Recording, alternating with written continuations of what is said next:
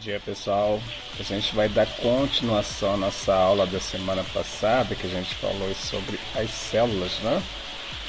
A gente falou da origem das células, quem foi o descobridor, lá na página 156, tá ok? Deixa eu só dar uma ajeitada aqui na tela.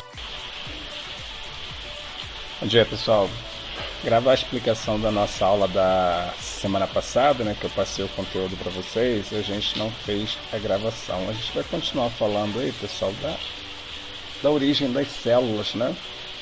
A gente falou na aula passada que os animais são formados por várias partezinhas bem minúsculas, né, que a gente chama de células.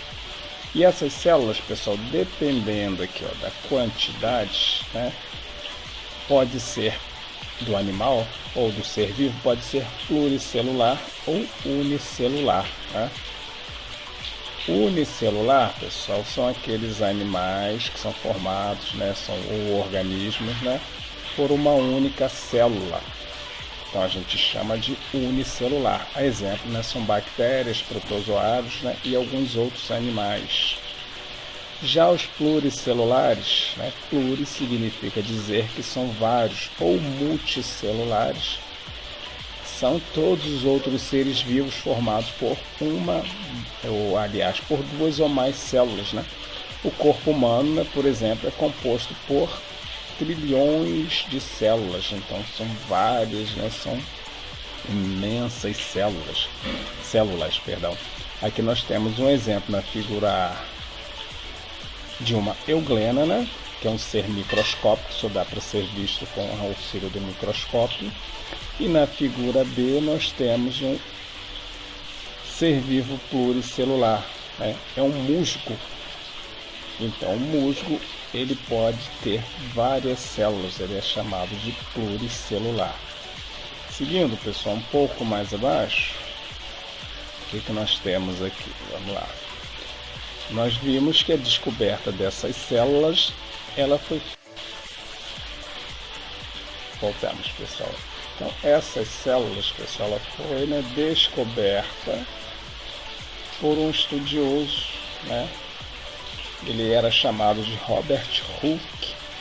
Então, conhecendo as células, os micro-organismos de diversas outras espécies, né, a olho humano, era praticamente impossível. Então, né, ele primeiro fez a descoberta do microscópio e depois começou a fazer o estudo dessas células.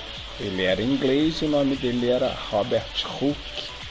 Ele nasceu no ano de 1635, morreu no ano de 1703. Então foi ele quem fez a descoberta do microscópio. E ele utilizou para observar o que, pessoal? Ele fez essa utilização para observar as várias fatias de cortiça. O que é cortiça, pessoal? Aquele objeto que a gente coloca aí numa garrafa de vinho, numa garrafa de champanhe, né? Então isso é uma cortiça. Ele começou a estudar as células dessas cortiças através do seu experimento chamado de microscópio. Então aqui ao lado aqui, ó, nós vamos mudar, né?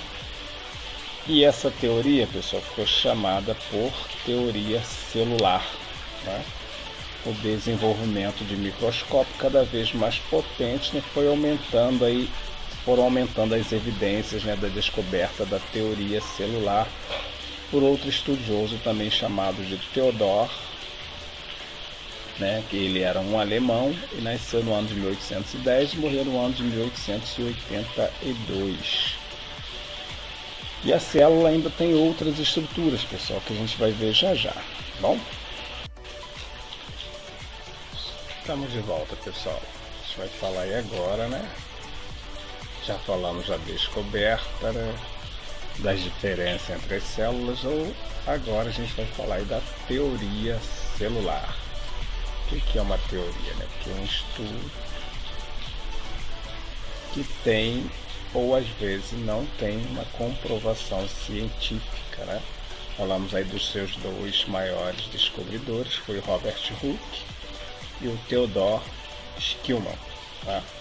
E agora a gente vai falar um pouquinho de cada estrutura dessa, pessoal.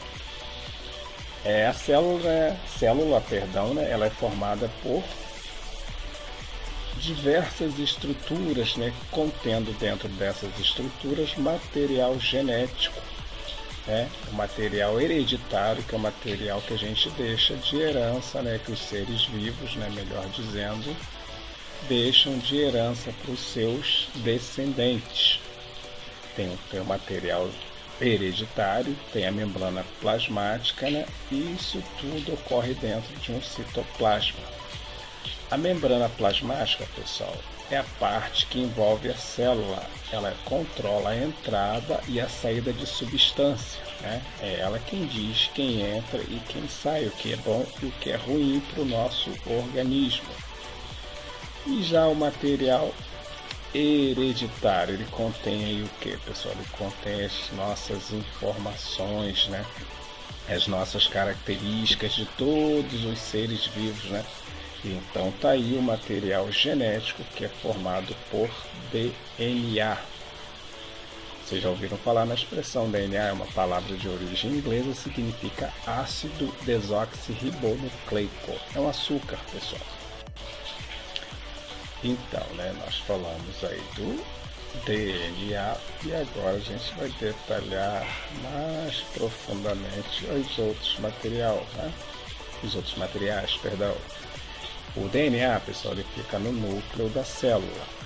Já o citoplasma, ele é constituído por um líquido viscoso, ou seja, um líquido mais grosso, um pouquinho, né, como se fosse aí um suco bem concentrado. Então ele está imerso, ou seja, ele está mergulhado dentro das organelas. E aqui, né, na página 157, vocês podem acompanhar comigo, nós temos uma imagem de uma célula cortada ao meio. Esse barulho no fundo, pessoal, é chuva que está chovendo bastante, tá bom? Esqueci de falar aí para vocês aí. Então aqui nós temos uma origem de uma célula animal, ou seja, a imagem de uma célula animal, né? Nós, né, é a nossa célula. Nós temos aqui as divisões que eu falei para vocês agora há pouco. O citoplasma, ele está aqui, né? É uma figurinha, ele está sendo representado aqui. Os organoides, né? Tem 3 organoides aqui, tem a mitocôndria, tem o retículo endoplasmático, né?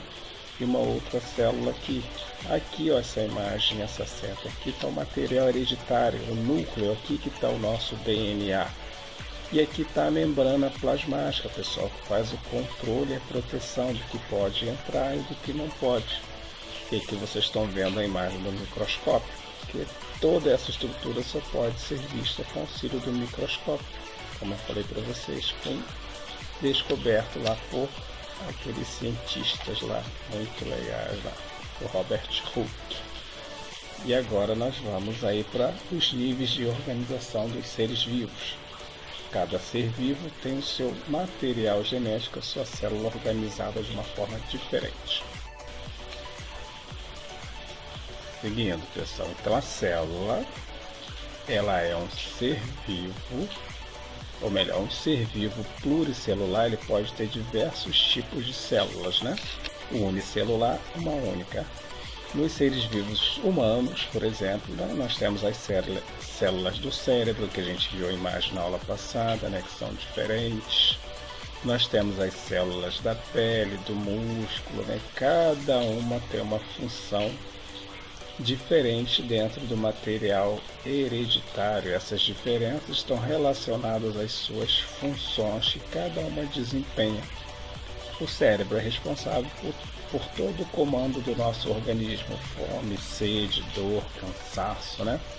O coração, ele é responsável pelo bombeamento do sangue e responsável pela transmissão do oxigênio.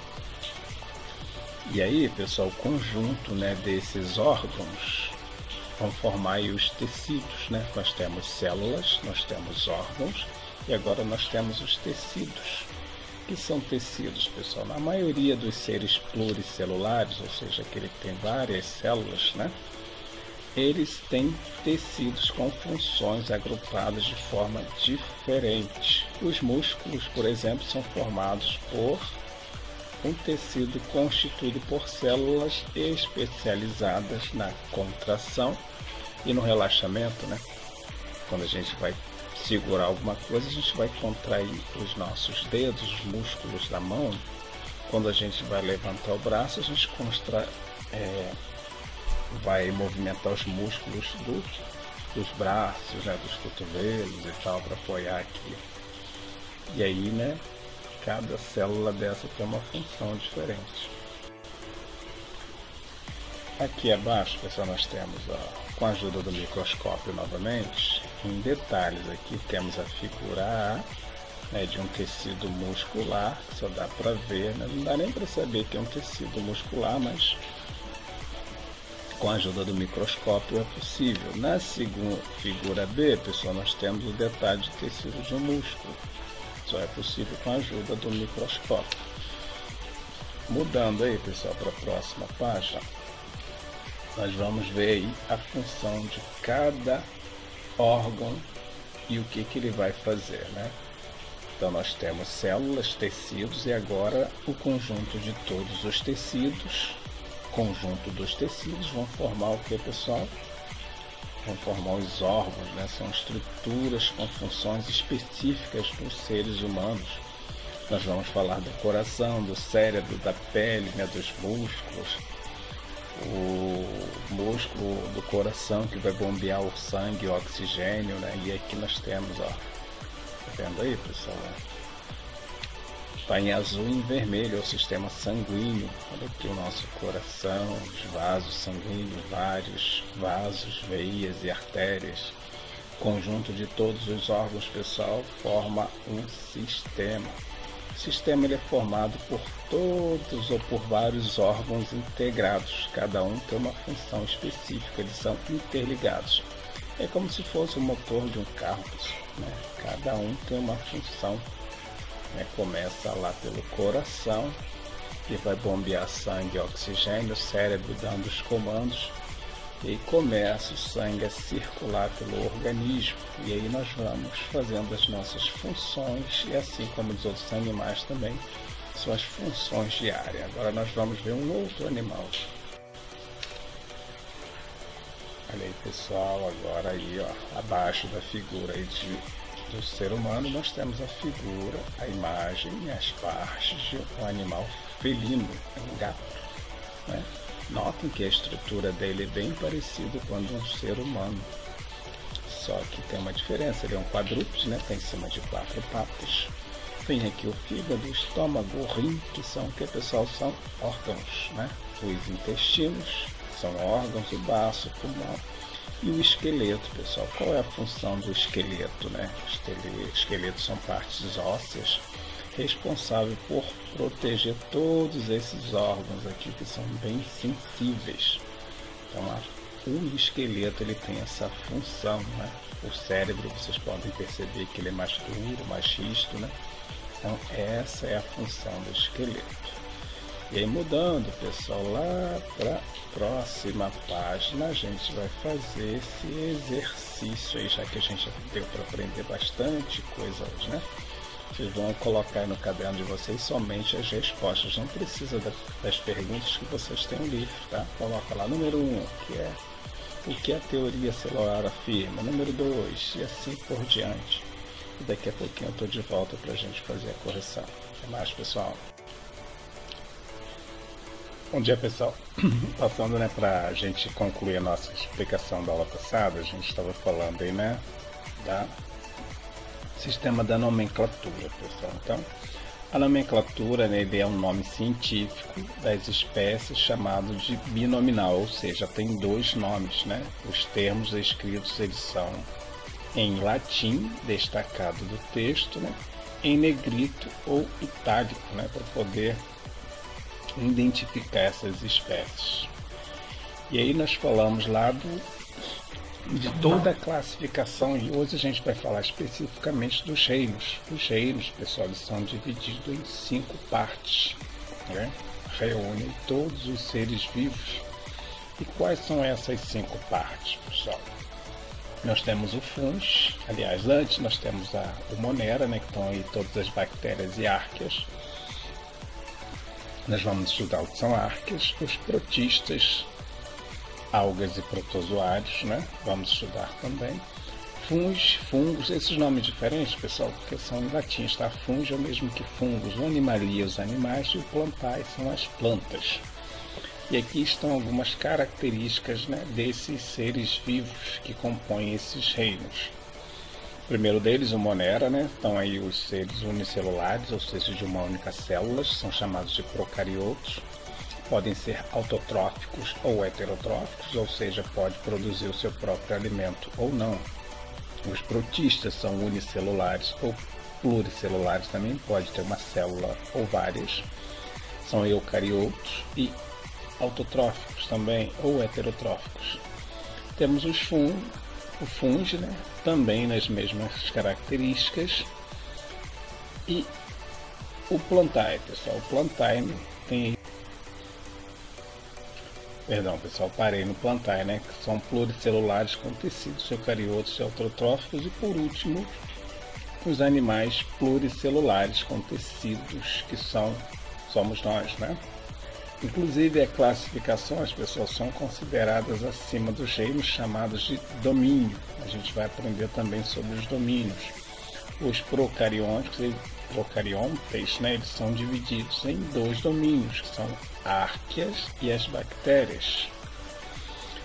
E os demais seres vivos, pessoal, eles são classificados no domínio eucária. Então, são 3 domínios, a árquea, a bactéria e a eucária. Seguindo aí, pessoal, adiante na próxima página, nós vamos falar da árvore da vida, ou árvore filogenética, que foi aquela última imagem que nós deixamos na última aula, inclusive que vocês fizeram uma atividade, né? É a árvore da vida, é lá que estão os nossos parentes evolutivos, por isso que é chamado de árvore filogenética ou árvore evolutiva. Então, essa denominação refere-se à existência das linhas, né, da bifurcação de todos esses seres vivos. Aqui abaixo nós temos uma imagem, né, para a gente poder entender. Ó. Aqui está o ancestral comum, os domínios, eucária, árquea e bactéria, falamos agora há pouco, protistas e moneras aqui, algas, né, onde são as plantas e os animais. Seguindo, pessoal, vamos falar aí agora dos vírus. Está em alta, né? Está na moda aí falar de vírus agora. A gente vai falar desse carinha aí agora. Os vírus são microscópicos, ou seja, a gente não consegue enxergá-los sem a ajuda de um microscópio. A sua organização celular, pessoal, ele precisa, né, de um material genético, de uma... Desculpa, pessoal, esqueço que são 2 minutos.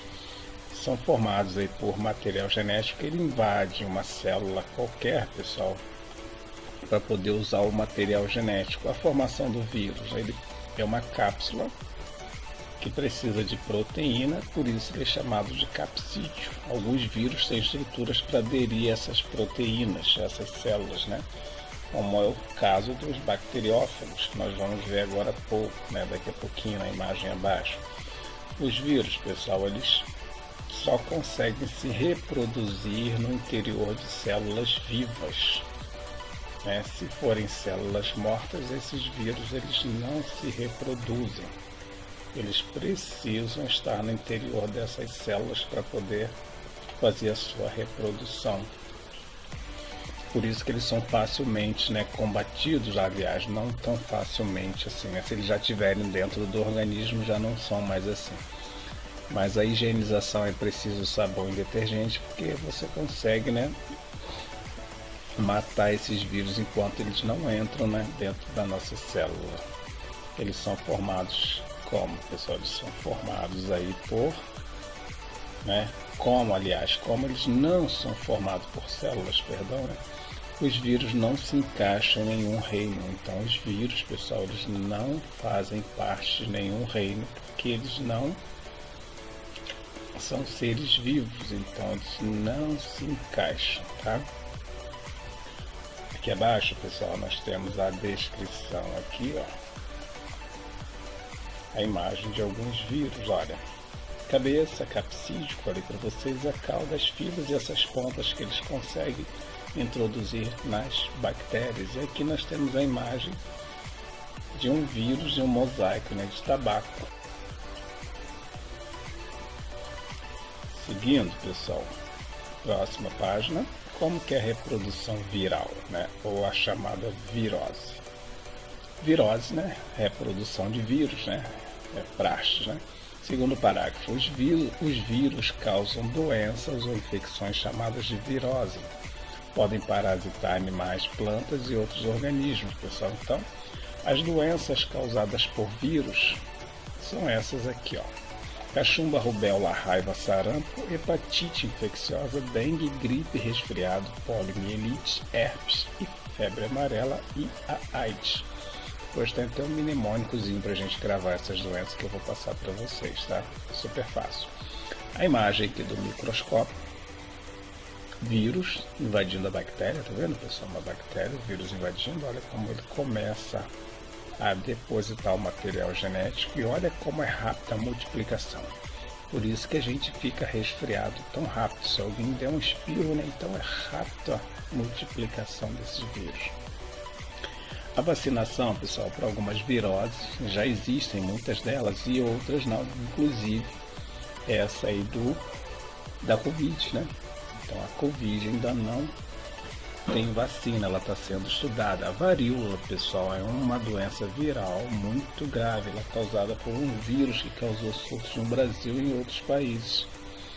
E os chineses, pessoal, muito tempo antes da invenção da vacina, trituravam cascas de ferida de varíola e sopravam por vários, através de um cano de bambu, nas narinas das crianças. Qual o intuito disso, pessoal? Muitas das crianças que recebiam esse tratamento ficavam protegidas. Então, os vírus atenuados, pessoal, eles têm essa função, né, de produzir uma vacina e imunizar. Olha como os chineses são inteligentes, né, pessoal? Assim como eles podem causar uma pandemia, né, como a mídia vem falando, eles podem também ser bastante inteligentes a tal ponto, né, de fazer esses experimentos aí meio malucos, né? Vamos pular aqui um pouquinho, pessoal. Vamos lá para a página falar dos moneras. Quem são os moneras? Moneras são seres unicelulares procariotos, né? E dentro dessa classificação, dentro desse domínio, estão aí as árqueas. Onde que vivem as árqueas, pessoal? Olha aqui na imagem, ó. Locais inóspitos, né, onde quase ninguém sobrevive, e lá estão elas, né, são condições extremas, né, pântano, salina, né, onde a disponibilidade de oxigênio é baixíssima. Então lá que as árqueas conseguem sobreviver. Então as árqueas são procariotas, assim como as bactérias, só que as árqueas elas conseguem sobreviver em locais bem menos habitável, né? A composição genética dela é diferente.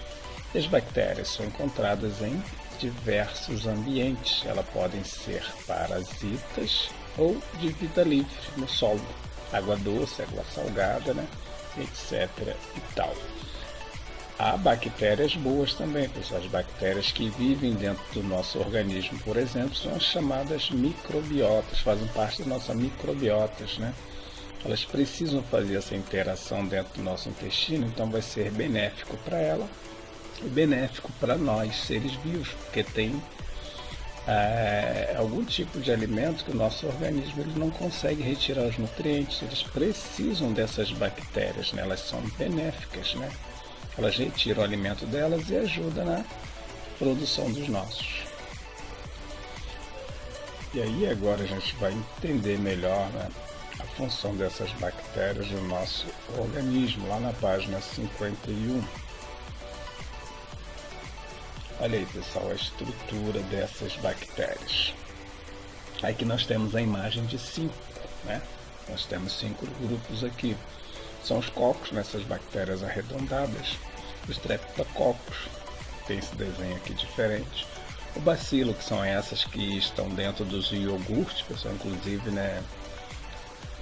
Tem pessoas que fabricam iogurte em casa, então são os bacilos. Já ouviram falar nos lactobacilos, né? Ele tem a forma de bastonetes, fazem parte da nossa microbiota, vive no nosso intestino também, pessoal. O espirilo, né, tem essa forma espirilada aqui, ó, tá vendo? E já o vibrião, né? Esse causa uma doença muito grave também, pessoal. Aqui tem a estrutura da bactéria. Ele é formado por parede bacteriana, DNA, membrana plasmática e citoplasma. É bem simples, né? Não tem muita coisa não. E a reprodução da bactéria, pessoal, na página seguinte, ó, ela é por divisão binária, ou seja, ela vai se repartindo e se reparte rapidamente, por isso que uma bactéria ela pode se proliferar rápido, né? Inclusive, né, junto com os vírus. E a bactéria na cadeia alimentar, elas são autotróficas, são parasitas, podem decompor parasitas também, então elas fazem parte lá da cadeia alimentar que a gente estudou lá no início. Podem ser fotossintetizantes, ou seja, podem fazer fotossíntese, ou autotróficas, quimiosintetizantes, né? É um outro tipo de respiração. Pode ser patogênica, ou seja, causar mal às pessoas também, pessoal.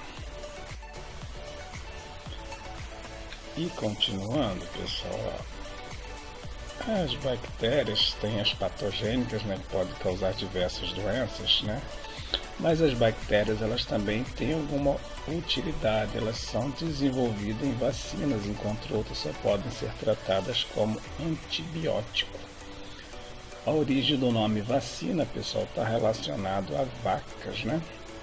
O primeiro estudioso que criou as vacinas, né? Ele retirou aí da material genético da vaca, por isso que esse nome é vacina. Depois a gente vai estudar melhor essa curiosidade. E aqui essa pesquisadora está tirando essas bactérias decompositoras, ou seja, participa do processo de decomposição orgânica, como folha, organismos mortos em fezes, né? Elas vão ser estudadas aqui e elas inclusive fazem parte da cadeia alimentar. Ok, pessoal, então por hoje, né, a gente já falou bastante aí de vírus, bactéria e dos reis, né? Daqui a pouquinho a gente vai fazer a nossa atividade. Bom dia, pessoal, a gente vai dar continuação à nossa aula da semana passada, que a gente falou sobre as células, né? A gente falou da origem das células, quem foi o descobridor, lá na página 156, ok? Deixa eu só dar uma ajeitada aqui na tela. Bom dia, pessoal. Gravar a explicação da nossa aula da semana passada, né, que eu passei o conteúdo para vocês, a gente não fez a gravação. A gente vai continuar falando aí, pessoal, da origem das células, né? A gente falou na aula passada que os animais são formados por várias partezinhas bem minúsculas, né, que a gente chama de células. E essas células, pessoal, dependendo aqui, ó, da quantidade, né, pode ser do animal ou do ser vivo, pode ser pluricelular ou unicelular, né? Unicelular, pessoal, são aqueles animais que são formados, né, são organismos, né, por uma única célula. Então a gente chama de unicelular. A exemplo, né, são bactérias, protozoários, né, e alguns outros animais. Já os pluricelulares, né, pluri significa dizer que são vários, ou multicelulares, são todos os outros seres vivos formados por por duas ou mais células, né? O corpo humano, né, por exemplo, é composto por trilhões de células, então são várias, né, são imensas células. Aqui nós temos um exemplo na figura de uma euglena, né, que é um ser microscópico, só dá para ser visto com o auxílio do microscópio. E na figura B nós temos um ser vivo pluricelular, né? É um musgo. Então o musgo ele pode ter várias células, ele é chamado de pluricelular. Seguindo, pessoal, um pouco mais abaixo, o que nós temos aqui? Vamos lá. Nós vimos que a descoberta dessas células, ela foi... Voltamos, pessoal. Então, essas células, pessoal, ela foi, né, descoberta por um estudioso, né? Ele era chamado de Robert Hooke, Então, conhecendo as células, os micro-organismos de diversas outras espécies, né, a olho humano era praticamente impossível. Então, né, ele primeiro fez a descoberta do microscópio e depois começou a fazer o estudo dessas células. Ele era inglês e o nome dele era Robert Hooke. Ele nasceu no ano de 1635, morreu no ano de 1703. Então foi ele quem fez a descoberta do microscópio. Ele utilizou para observar o que, pessoal? Ele fez essa utilização para observar várias fatias de cortiça. O que é cortiça, pessoal? Aquele objeto que a gente coloca em numa garrafa de vinho, numa garrafa de champanhe, né? Então isso é uma cortiça. Ele começou a estudar as células dessas cortiças através do seu experimento chamado de microscópio. Então aqui ao lado aqui, ó, nós vamos mudar, né? E essa teoria, pessoal, ficou chamada por teoria celular, né? O desenvolvimento de microscópio cada vez mais potente, né, foram aumentando as evidências, né, da descoberta da teoria celular por outro estudioso também chamado de Theodor, né, que ele era um alemão e nasceu no ano de 1810 e morreu no ano de 1882. E a célula ainda tem outras estruturas, pessoal, que a gente vai ver já já. Bom? Estamos de volta, pessoal. A gente vai falar aí agora, né? Já falamos da descoberta, né, das diferenças entre as células, ou agora a gente vai falar aí da teoria celular. O que é uma teoria, né? Que é um estudo que tem, ou às vezes não tem, uma comprovação científica, né? Falamos aí dos seus dois maiores descobridores, foi o Robert Hooke e o Theodor Schillmann, tá? E agora a gente vai falar um pouquinho de cada estrutura dessa, pessoal.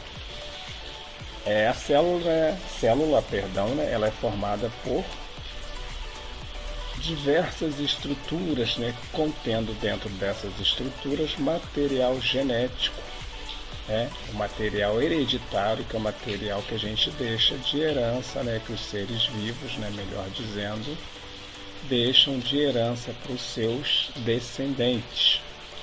Tem o material hereditário, tem a membrana plasmática, né, e isso tudo ocorre dentro de um citoplasma. A membrana plasmática, pessoal, é a parte que envolve a célula. Ela controla a entrada e a saída de substância, né? É ela quem diz quem entra e quem sai, o que é bom e o que é ruim para o nosso organismo. E já o material hereditário, ele contém aí o que, pessoal? Ele contém as nossas informações, né? As nossas características de todos os seres vivos, né? Então tá aí o material genético, que é formado por DNA. Vocês já ouviram falar na expressão DNA, é uma palavra de origem inglesa, significa ácido desoxirribonucleico. É um açúcar, pessoal. Seguindo, pessoal, então a célula, ela é um ser vivo, ou melhor, um ser vivo pluricelular. Ele pode ter diversos tipos de células, né? O unicelular, uma única. Nos seres vivos humanos, por exemplo, né, nós temos as células do cérebro, que a gente viu a imagem na aula passada, né, que são diferentes. Nós temos as células da pele, do músculo, né? Cada uma tem uma função diferente dentro do material hereditário. Essas diferenças estão relacionadas às suas funções que cada uma desempenha. O cérebro é responsável por todo o comando do nosso organismo, fome, sede, dor, cansaço, né? O coração, ele é responsável pelo bombeamento do sangue e responsável pela transmissão do oxigênio.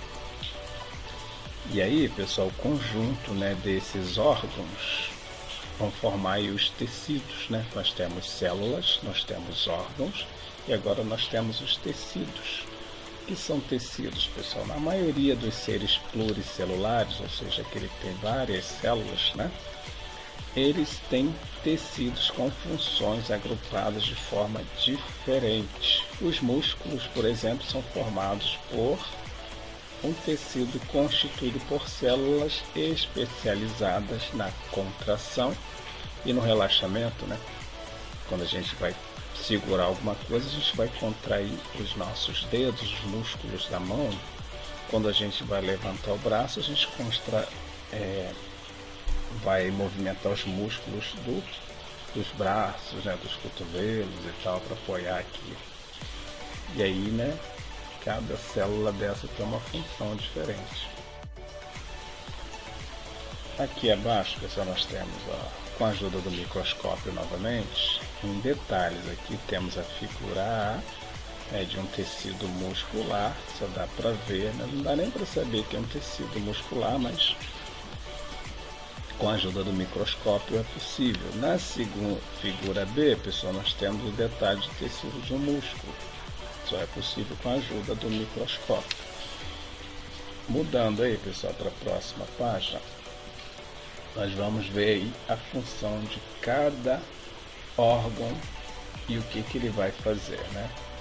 Então nós temos células, tecidos e agora o conjunto de todos os tecidos. Conjunto dos tecidos vão formar o que, pessoal? Vão formar os órgãos, né? São estruturas com funções específicas dos seres humanos. Nós vamos falar do coração, do cérebro, da pele, né? Dos músculos. O músculo do coração que vai bombear o sangue, o oxigênio, né? E aqui nós temos, ó, tá vendo aí, pessoal? Está em azul e em vermelho, é o sistema sanguíneo. Olha aqui o nosso coração, os vasos sanguíneos, vários vasos, veias e artérias. O conjunto de todos os órgãos, pessoal, forma um sistema. O sistema ele é formado por todos ou por vários órgãos integrados. Cada um tem uma função específica, eles são interligados. É como se fosse o motor de um carro, pessoal, né? Cada um tem uma função.